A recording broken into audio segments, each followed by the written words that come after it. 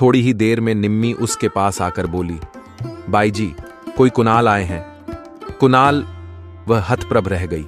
शरीर में एक सिहरन सी दौड़ गई। उसने फिर पूछा, कुणाल की प्रवीण? कुछ ऐसा ही नाम बताया बाई जी। वह उफ कर रह गई। लंबी आह भरकर उसने सोचा, बड़ा अंतर है कुणाल व प्रवीण में। एक वह जो उसके रोम रोम में समाया हुआ है और दूसरा वह जो बिल्कुल अनजान है। फिर सोचा, प्रवीण ही होगा। कुणाल नाम का कोई व्यक्ति तो उसे जानता ही नहीं। यह ख्याल आते ही उसका रोम रोम पुलकित हो उठा। तुरंत हाथ धोकर वह दौड़ती हुई बाहर पहुंची। देखा तो प्रवीण नहीं था। आप काजल हैं ना? आने वाले पुरुष के शब्द उसके कर्णों में पड़े। जी, मैं प्रवीण का दोस्त हूं कुणाल। मन में तो उसके आया, कह दे कि तुमने ऐसा नाम क्यों रखा जिससे प्रवीण का भ्रम हो। लेकिन प्रत्यक्ष में होठों पर मुस्कुराहट बिखेरते हुए बोली, आइए अंदर बैठिए, चाय तो लेंगे? और बिना उसके जवाब की प्रतीक्षा किए अंदर चली गई। चाय की केतली गैस पर रखी तो यादों का उफान फिर उफन गया। कैसा होगा प्रवीण? उसे याद करता भी है, जरूर करता होगा, तभी तो उसने अपने दोस्त को भेजा है। कोई खबर तो लाया ही होगा। तभी चाय उफन गई। उसने जल्दी गैस बंद की और चाय लेकर बैठक में आ गई। आपने व्यर्थ कष्ट किया, मैं तो चाय पीकर आया था। कष्ट कैसा? आप पहली बार तो मेरे घर आए हैं। कुणाल चुपचाप चाय की चुस्कियां भरने लगा। उसकी खामोशी ज्योति को अंदर से बेचैन कर रही थी कि कुछ बताए भी। कैसा है प्रवीण? कहां है? कैसे आना हुआ? यही हाल कुणाल का था। बोलने को बहुत कुछ था, लेकिन बात कहां से शुरू की जाए? कुणाल कुछ सोच नहीं पा रहा था। आखिर ज्योति ने ही खामोशी तोड़ी। प्रवीण कैसे हैं? उसका एक्सीडेंट हो गया है। क्या? ज्योति की चीख ही निकल गई। अभी 2 हफ्ते पहले वह फैक्ट्री से घर जा रहा था कि अचानक उसकी कार के सामने एक बच्चा आ गया। बच्चे को बचाने के लिए उसने जैसे ही कार दाईं ओर मोड़ी कि उधर से आते ट्रक से एक्सीडेंट हो गया। ज्यादा चोट तो नहीं आई। बड़ा भयंकर एक्सीडेंट था। उसे देखकर रोंगटे खड़े हो गए थे। ट्रक से टकराकर कार नीचे खड्डे में जा गिरी थी। पेट में गहरा घाव है। सिर किसी तरह बच गया, पर अभी भी बेहोशी छाई रहती है। मुझे खबर नहीं दी? खबर कौन देता? प्रवीण के डैडी को आपके नाम से चिढ़ है। प्रवीण पर उन्होंने कितनी बंदिशें नहीं लगाई, कितनी डांट उसे नहीं पिलाई, फिर भी वह आपको नहीं भुला सका। रात रात भर आपकी याद में तड़पता रहा। आपको तो पता ही होगा कि राणा साहब प्रवीण की शादी टीकमगढ़ के राजघराने में करना चाहते थे। बात भी तय हो गई थी, लेकिन प्रवीण ने साफ मना कर दिया। राणा साहब का पारा चढ़ गया। उन्होंने छड़ी उठा ली और उसे भयंकर ढंग से पीटा, लेकिन उसने उफ तक न की। यह देखकर भी राणा साहब अपनी जिद पर अटल रहे। लोगों ने उन्हें बहुत समझाया कि बेटे की शादी उसकी मर्जी से कर दें, लेकिन वे सहमत नहीं हुए। और एक दिन उन्होंने यहां तक कह दिया कि प्रवीण ने उनकी मर्जी के बगैर शादी की तो वे अपने आप को गोली मार लेंगे। प्रवीण इस बात से डर गया। वह आपको खत भी न लिख सका, क्योंकि वह जानता था कि डैडी अपने वचन के पक्के हैं। यदि ऐसा हो गया तो वह किसी को मुंह दिखाने लायक नहीं रहेगा। दिन ब दिन उसकी हालत पतली होती गई। वह आपके गम में आंसू बहाता रहा। उस दिन अस्पताल में अचेतावस्था में उसके होंठों पर जब मैंने आपका नाम सुना तो मुझे लगा कि आप ही उसे मौत के मुंह से बचा सकती हैं। मेरे दोस्त को बचा लीजिए। इतना कहते ही उसका गला रुंध गया, आंखें छलछला आईं। इस दुखद वृत्तांत ने ज्योति का अंतस बेद दिया। वह गहरी गहरी सांसें भरने लगी। मन में धुंधली यादें ताजा हो आईं। अतीत कचोट गया। किन कठिन परिस्थितियों में उसे घर छोड़ना पड़ा, रिश्तेदारों से नाता तोड़ना पड़ा और परिचितों सहेलियों से मुख मोड़ना पड़ा। कहां कहां नहीं भटकी वह, लेकिन प्रवीण की याद भुला न सकी। प्रेम का दीपक उसके अंदर सदैव जलता रहा और आज वह उससे अलग होना चाहता है। नहीं, वह ऐसा कभी भी नहीं होने देगी। यदि उसे अपने जीवन की कुर्बानी भी देनी पड़े तो वह देगी। बेशक उसकी शादी प्रवीण से नहीं हो सकी, लेकिन उसके नाम के साथ उसका नाम जुड़ा तो है। यह सोचते ही उसकी आंखें छलछला आईं। तभी खामोशी को तोड़ता हुआ कुणाल बोला, अच्छा ज्योति जी, चलता हूं। आज ही शाम को भोपाल जाना है, आप तैयार रहिएगा। वह चुप ही रही। हां, ना। उसके मुख से कुछ नहीं निकल सका और कुणाल हवा के तेज झोंके सा बाहर निकल गया। अतीत की परछाइयों ने फिर उसे समेट लिया। एक एक लम्हा उसे कुरेदता गया। कॉलेज के दिनों में उसका साथ प्रवीण से हुआ था। प्रवीण उसकी कक्षा का मेधावी छात्र था। दोनों की सीट पास पास थीं, इसलिए उनमें अक्सर किसी विषय पर बहस हो जाया करती थी। प्रवीण के तर्क इतने सटीक होते थे कि वह परास्त हो जाती। हार की पीड़ा उसके अंदर छटपटाती रहती।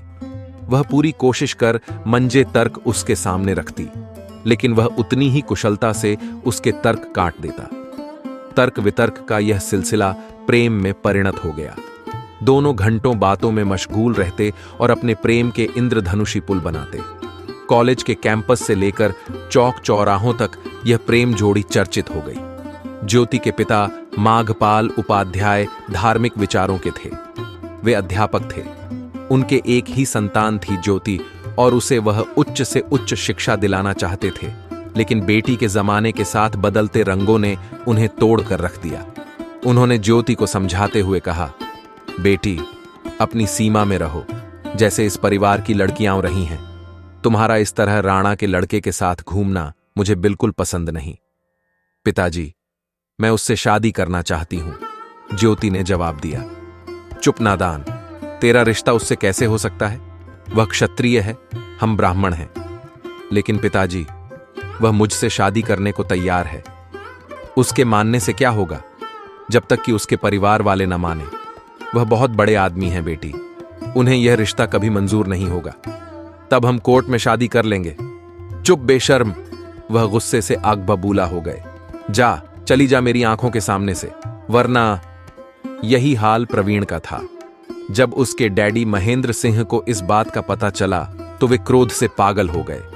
यह उनके लिए बर्दाश्त से बाहर था कि उनका लड़का एक मामूली समाज की लड़की से प्यार करे। उन्होंने पहले प्रवीण को बहुत समझाया, लेकिन जब उनकी बात का उस पर कुछ असर नहीं हुआ तो उन्होंने दूसरा गंभीर उपाय सोचा। वह सीधे माघपाल उपाध्याय के पास पहुंचे, जो उस समय बरामदे में बैठे स्कूल का कुछ काम कर रहे थे। राणा साहब को देखते ही वह हाथ जोड़कर खड़े हो गए। हां, तो माघपाल, यह मैं क्या सुन रहा हूं? अपनी जोरदार आवाज में राणा साहब ने कहा। बहुत ख्वाब देखने लगे हो तुम। जी राणा साहब, मैं समझा नहीं। अच्छा, तो तुम्हें यह भी बताना पड़ेगा। जिस बात को पूरा कस्बा जानता है, उससे तू कैसे अनजान है? देखो समाज, अपनी लड़की को समझाओ कि वह मेरे बेटे से मिलना छोड़ दे, वरना मैं तुम बाप बेटी का वह हाल करूंगा जिसकी तुम कल्पना भी नहीं कर सकते हो। राणा साहब, ये क्या कह रहे हैं आप? मैं आज ही उसकी खबर लेता हूं। माफ करें, माफ करें। राणा साहब के कड़े प्रतिबंध के बाद भी प्रवीण ज्योति से छुटपुट मुलाकात करने में सफल हो जाता, जिसकी भनक किसी न किसी तरह राणा महेंद्र को लग ही जाती और वे गुस्से से भिन भिना उठते। उन्होंने दूसरा उपाय सोचा। क्यों न माघपाल का तबादला भोपाल से कहीं और करा दिया जाए, और यह कार्य वहां के विधायक से कहकर करवा दिया। इधर माघपाल घबरा गए थे। तबादले का जैसे ही उन्हें आदेश मिला, फौरन भोपाल छोड़ आमला आ गए। ज्योति को भी पिताजी के साथ आना पड़ा। वह दिन ज्योति के जीवन का सबसे बोझिल दिन था। जब बिना प्रवीण से मिले उसे आमला आना पड़ा। जुदाई के 100 तीर उसके दिल में चुभ गए थे। प्रवीण का घर से निकलना बंद था। वह जाते जाते एक बार मिल लेना चाहती थी, लेकिन उसकी हर कोशिश नाकाम हुई। एक यही दुख उसे लगातार पूरी यात्रा सालता रहा। पिताजी के साथ ज्योति चली तो आई, लेकिन प्रवीण को भुला न सकी। आमला आए अब 1 साल हो गया था। उस दौरान प्रवीण की उसे कोई खबर नहीं मिली। पढ़ाई भी उसकी बंद हो गई। पिताजी को उसकी शादी करने की जल्दी थी। मास्टर माघपाल ने एक अच्छा घर देखकर ज्योति की सगाई बिना उससे पूछे ही कर दी। यह पता चलते ही उसने शादी करने से इनकार कर दिया कि वह शादी करेगी तो सिर्फ प्रवीण से। यह सुनकर पिताजी उस पर बरस पड़े। तेरी ही वजह से मुझे भोपाल छोड़कर आमला आना पड़ा है, फिर भी तू प्रवीण के नाम की माला जप रही है। कितना सताएगी मुझे। भला इसी में है कि तू घर छोड़कर कहीं निकल जा। ऐसा मत कहिए पिताजी। ज्योति गिड़गिड़ा पड़ी। समझने की कोशिश कीजिए। मुझे कुछ नहीं समझना। अगर तू यहां से नहीं जाएगी तो मैं ही चला जाता हूं। ले रहा तू यहां। आखिर दिल के हाथों मजबूर होकर ज्योति ने वह घर त्याग दिया और अपनी सहेली शिल्पा के पास सारणी चली आई। शिल्पा की मदद से उसे सारणी में नौकरी मिल गई। खाने पीने का जरिया हो गया, किराए पर मकान ले लिया। इसी बीच उसके पास शादी के कई प्रस्ताव आए, लेकिन उसने सबको ठुकरा दिया। वह दिन याद आते ही उसकी आंखें डबडबा आईं। समाज की यह कैसी रूढ़ियां हैं कि आदमी अपना मनपसंद साथी भी नहीं ढूंढ सकता। वंश परिवार की परंपराएं उस पर थोप दी जाती हैं। वहां आदमी टूटेगा नहीं तो क्या जुड़ेगा। आज प्रवीण की दुर्घटना की खबर ने उसे बेचैन ही कर दिया। वह नदी के किनारे पड़ी मछली सी फड़फड़ा गई। शाम को जब कुणाल आया तो वह जाने को पूरी तरह तैयार बैठी थी। इस समय तक उसने अपनी मानसिक स्थिति संभाल ली थी। भोपाल पहुंचते ही ज्योति सीधे अस्पताल पहुंची। एक वार्ड में प्रवीण बेड पर मूर्छित पड़ा था। खून की बोतल लगी थी, हाथ पैरों में प्लास्टर बंधा था। दोस्त, परिजन, रिश्तेदार उसे घेर कर खड़े थे। डॉक्टर उपचार में लगा था। उसे समझते देर न लगी कि अभी जरूर कोई गंभीर दौर गुजरा है, क्योंकि सभी के चेहरे उदास थे। राणा महेंद्र सिंह सिर नीचे झुकाए खड़े थे, यद्यपि वह एक नजर उस पर डाल चुके थे। आज उसे उनसे डर नहीं लगा था। डॉक्टर के चेहरे से मायूसी साफ झलक रही थी। सभी की निगाहें उन पर टिक गईं। इंजेक्शन दे दिया है, 10 मिनट में होश आ जाना चाहिए, डॉक्टर ने कहा। लेकिन डॉक्टर साहब, कुछ मिनट होश में रहता है, फिर बेहोश हो जाता है, राणा साहब व्यग्रता से बोले। देखिए, मैं तो अपनी तरफ से पूरी कोशिश कर रहा हूं। आप मरीज को खुश रखने की कोशिश कीजिए। कोई गहरा आघात पहुंचा है, जिसकी याद आते ही उसे बेहोशी छा जाती है। वैसे चिंता की बात नहीं, इस रोग पर काबू पाया जा सकता है। इतना कहकर डॉक्टर नर्स के साथ चले गए। मौत सा सन्नाटा छा गया।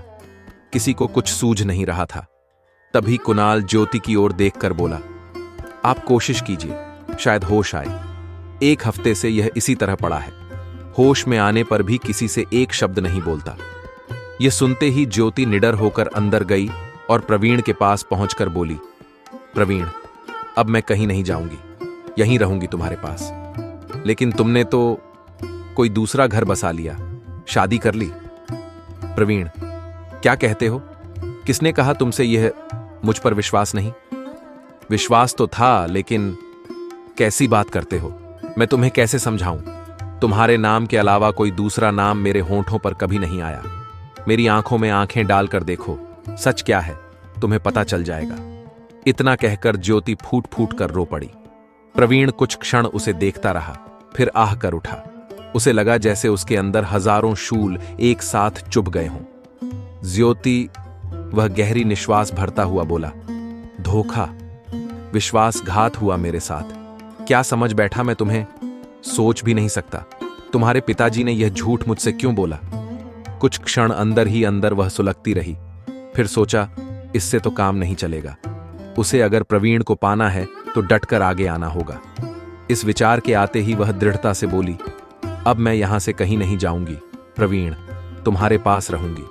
देखती हूं कौन मुझे हटाता है। तभी प्रवीण के सीने में भयंकर दर्द उठा और वह कराह उठा। उसके हाथ पैर मछली से फड़फड़ा गए। लोग डॉक्टर को बुलाने दौड़े। प्रवीण हांफता हुआ बोला, बहुत देर हो गई ज्योति, अब मैं नहीं बचूंगा, मुझे माफ। और यहीं उसके शब्द अटक गए। आंखें खुली रह गईं, चेहरा एक तरफ लुढ़क गया। ये देख ज्योति की चीख निकल गई। उसे जब होश आया तो देखा राणा साहब और 2-3 लोग उसके पास खड़े थे। प्रवीण के शरीर को स्ट्रेचर पर रखा जा रहा था।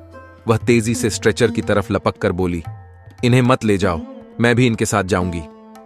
राणा साहब ज्योति को पकड़ते हुए बोले, ये क्या कह रही हो ज्योति? पागल हो गई हो?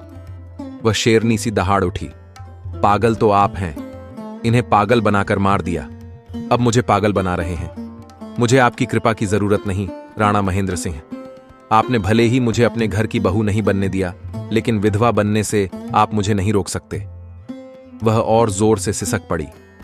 काश मौत कुछ क्षण ठहर जाती तो मैं मांग में सिंदूर तो लगा लेती। आज इस स्थिति में कुछ पहुंचने को भी उसके पास नहीं था। सब कुछ पहले से ही सूना सूना था।